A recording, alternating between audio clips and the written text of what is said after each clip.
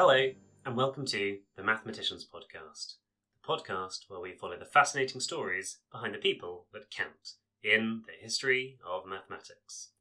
I'm your host, Benjamin Cornish, and today we're taking a big step back into ancient Greece, followed by a smaller step and a smaller step still, to meet a man who didn't contribute towards the advancement of mathematics, but rather was a critical friend that challenged it and helped it grow, like a gardener pruning a fruit tree to help it bear more fruit. Last week, I gave you a long introductory ramble about time, and at the risk of being repetitive, I shall do so again. I would like you to imagine that you're standing in line to buy an ice cream cone on a hot summer's day. Naturally, because my ice cream is the most delicious on the beach, the line is infinitely long. Now, let's explore how you might move along the line. You exist. This is a good place to begin. And thus you take up space, and therefore the space must also exist. Now, so does the person in front of you. You cannot move into that position because the space is full. At some point, the person at the front will be served, soft served, in fact, and they will depart. There will now be a void at the front of the queue. The next person in the line, let's call them person 1, will be able to move into position 0. We can also say that if person n plus 1 has a void in the position n, then person n plus 1 will be capable of moving into position n. By the way, I fully intend to call my next child n plus 1. Unless, of course, Mrs. Cornish gets a vote.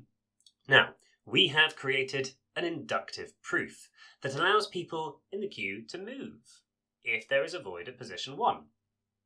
Therefore, we have assumed you exist and demonstrated that motions is possible if there is a potential for a void, but hold the phone, we're missing a key piece of the puzzle. When does this motion occur? Is it not possible for person K to be looking at their phone with earphones in, possibly listening to an excellent podcast about the history of mathematics, and not notice a void in front of them? In fact, our model of the line for ice cream does not necessitate moving. It could instead be infinite and eternal, producing a frozen line for a line of frozen products. Moreover, if you were a passing orca and briefly looked at the beach, you would not be able to distinguish which reality was the case. Is the line in motion with a void moving down the line, or is the line stationary with a void held in position k-1? If I were giving you a podcast in the history of philosophy, we could now talk about the ancient philosophers' views on the existence of matter, which we assumed, and the potential for a void to exist, which is still an ongoing debate in particle physics. We could even question the existence of a beach on which the line must sit. But instead, as this is a maths podcast, we will discuss the nature of time. We are going to explore the work of Zeno of Elea, the philosopher and mathematician best known for his mind-bending paradoxes. These paradoxes challenge the fundamental idea of motion, space, and infinity, and have left a legacy that continues to intrigue mathematicians, philosophers, and physicists to this day. But who was Zeno, and what exactly was he trying to prove with his paradoxes? Let's shoot in. To understand Zeno, we first have to place him in context. He was born around 490 BCE in Elea, a Greek colony in southern Italy. Elea was a hotspot of philosophical activity at the time, and home to a school of thought known as the Eleatic school. The founder of this school was Parmenides, Zeno's teacher and mentor. Parmenides is famous for his bold claim that change and motion are illusions, arguing that reality is singular, unchanging, and eternal. This idea, called monism, flew in the face of common sense. Zeno's mission? To defend Parmenides' idea. And how did he do it? Not with direct arguments, but by showing that the alternative, that motion and change are real, leads to absurdities. These days, we would call this form of rhetoric considering the counterfactual, or in mathematical proof, it could be considered an early form of proof by contradiction, although the thought experiment doesn't necessarily constitute a proof. This brings us to Zeno's paradoxes. These are a set of thought experiments that, on the surface, seem to defy reason. They have puzzled thinkers for over 2 millennia and are among the first known uses of mathematical reasoning to probe philosophical questions. Let's start with Zeno's most famous paradoxes, all of which grapple with the concept of motion. The first, and most well-known, is the dichotomy paradox. Imagine you're standing at one end of a room and want to walk to the other side. Zeno points out that before you can reach the far wall, you must first get halfway there. But before you can get halfway, you must get a quarter of the way. And before that, you must travel an eighth of the way, and so on. If you keep dividing the distance in half, there are infinitely many steps you have to complete. How can you finish infinitely many tasks in a finite amount of time? Zeno concluded that motion must be impossible, because it requires completing an infinite number of steps in a finite duration. Confused? You're not alone. The dichotomy paradox raises profound questions about how we think about space, time, and infinity. Now, let's look at another classic, Achilles and the tortoise. Achilles, the greatest Greek warrior, challenges a tortoise to a race. Because Achilles is kind, he gives the tortoise a head start. Zeno argues that Achilles can never overtake the tortoise. Why? Well, by the time Achilles reaches the point where the tortoise began, the tortoise has moved slightly ahead. And by the time Achilles reaches this new position, well, the tortoise has advanced again.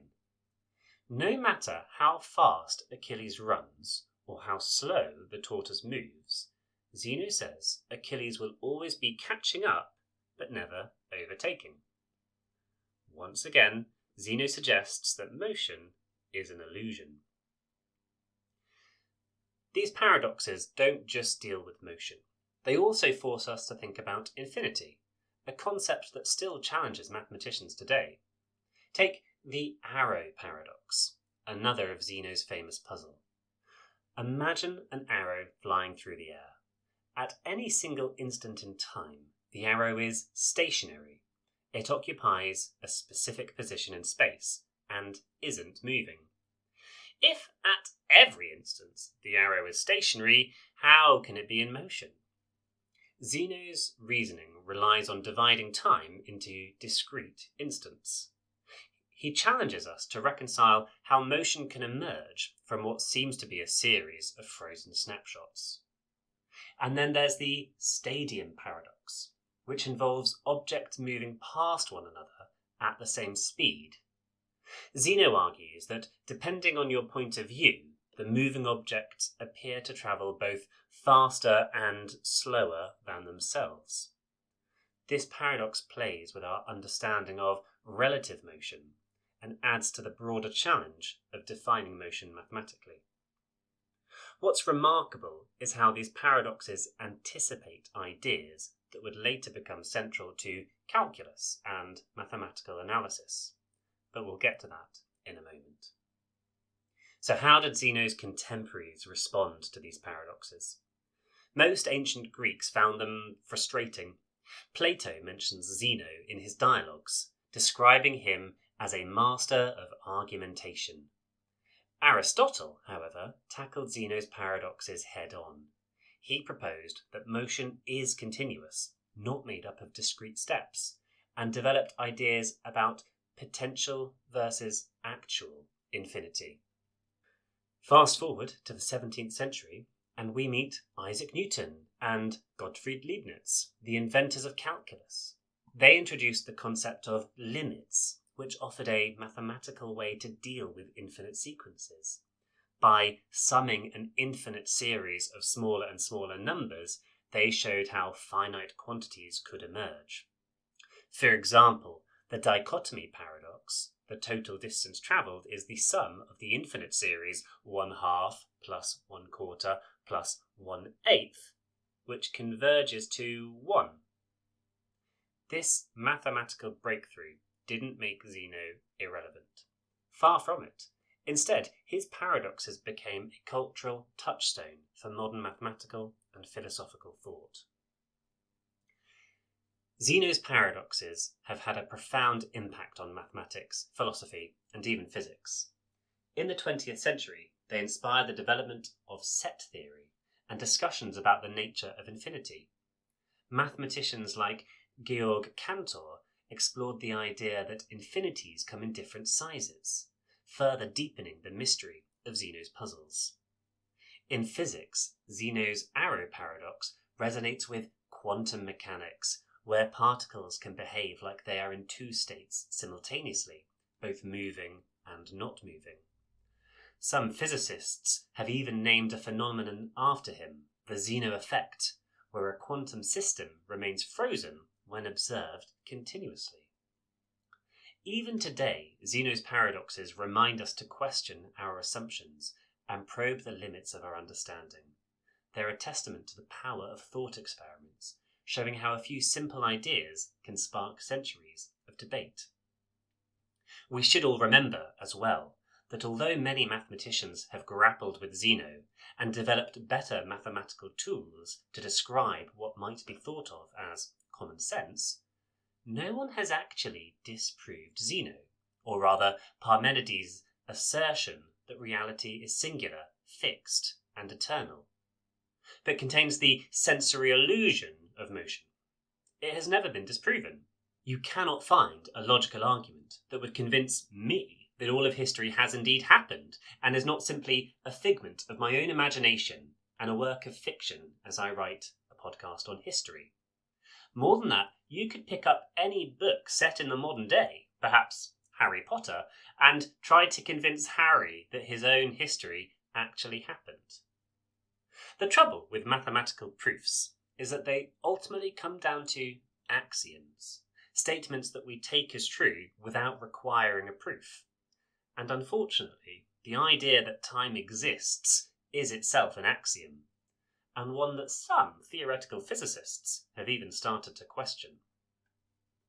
If you're a teacher, Zeno's paradoxes offer a fantastic way to engage students with big ideas in mathematics. They're accessible. After all, anyone can imagine Achilles chasing a tortoise. But they also lead to discussions about infinity, limits, and the nature of time and space. You could start by asking students to solve the dichotomy paradox using modern mathematics. Can they write out the infinite series and show how it converges? Or you could use the arrow paradox to introduce the ideas from calculus about instantaneous velocities. For younger students, Zeno's paradoxes are a gateway to mathematical storytelling. They show how maths isn't just about numbers. It's about exploring the various structures of reality. Personally, I like to take the opposing view. I tell my students that I 100% agree with Zeno, that all time and motion is illusory. Then challenge them to convince me that I'm wrong. A great way for them to sharpen their rhetorical teeth. While much of what we know about Zeno of Elea comes from his philosophical ideas rather than personal stories, there are a few interesting anecdotes about him from ancient sources. These tales, though likely apocryphal, paint a vivid picture of his character and the intellectual environment of his time. One of the most famous stories about Zeno comes from later ancient writers like Diogenes Laertius. According to this account, Zeno was involved in a plot to overthrow a tyrant of Elea, a man named Nearchus, or another tyrant, depending on the source. When the conspiracy was discovered, Zeno was captured and tortured to reveal the names of his co-conspirators. In an act of defiance, Zeno refused to betray his comrades. The story takes a gruesome turn. It's said that during his interrogation, Zeno bit off a bit of his own tongue and spat it at the tyrant to prevent himself from speaking under torture. Some versions of the story go further, claiming that Zeno used the chaos of the situation to incite the gathered crowd to rise up against the tyrant, who was eventually killed. This tale, whether true or not, portrays Zeno as a figure of immense courage and loyalty to his principles. Another story depicts Zeno as a master of argumentation and logic. Consistent with his reputation as a defender of Parmenides' monism, it is said that when someone challenged him by asking, "What is motion?" Zeno responded simply by standing up and walking off. This anecdote is often taken as ironic, given that Zeno's paradoxes famously deny the reality of motion. While the story might not be historically accurate, it humorously illustrates Zeno's sharp wit and his willingness to engage with critics in unexpected ways. In Plato's Parmenides, Zeno appears as a confident and assertive thinker, capable of holding his own against Socrates in a debate. Plato describes Zeno presenting his paradoxes as a defense of Parmenides' philosophy, with a calm assurance that his reasoning would confound his listeners. This depiction suggests that Zeno wasn't just a theorist, but also a skilled debater, using his paradoxes not only to defend monism, but also to showcase the limitations of conventional reasoning. There's a more obscure and humorous story involving the Pythagorean dietary taboos. Zeno, associated with the Eleatic philosophy, may have had interactions with Pythagorean thinkers, who famously avoided eating beans due to mystical and symbolic reasons. One playful story suggests that Zeno mocked this taboo by deliberately planting and eating beans in front of the Pythagoreans, pointing out the absurdity of such restrictions. This anecdote, while not universally corroborated, reflects Zeno's reputation as a thinker unafraid to challenge conventions. So, what can we take away from Zeno of Elea? First, his paradoxes remind us that mathematics and philosophy are deeply intertwined. His work challenges us to think critically about the assumptions underlying our natural understanding of the world. Second, Zeno's ideas illustrate how problems that seem abstract or purely theoretical can lead to profound advances in human knowledge. Without Zeno, would calculus have developed in the same way? And finally, Zeno teaches us that sometimes the most profound questions don't have simple answers. They demand that we keep thinking, keep questioning, and keep exploring. Thank you for joining me on this journey into the mind of Zeno. If you enjoyed today's episode, don't forget to subscribe to the Mathematicians podcast and share it with your fellow maths lovers. Next time, we'll explore the account of Oenopides, the trailblazer in compass construction. You'll be a square to miss out. Until then, goodbye.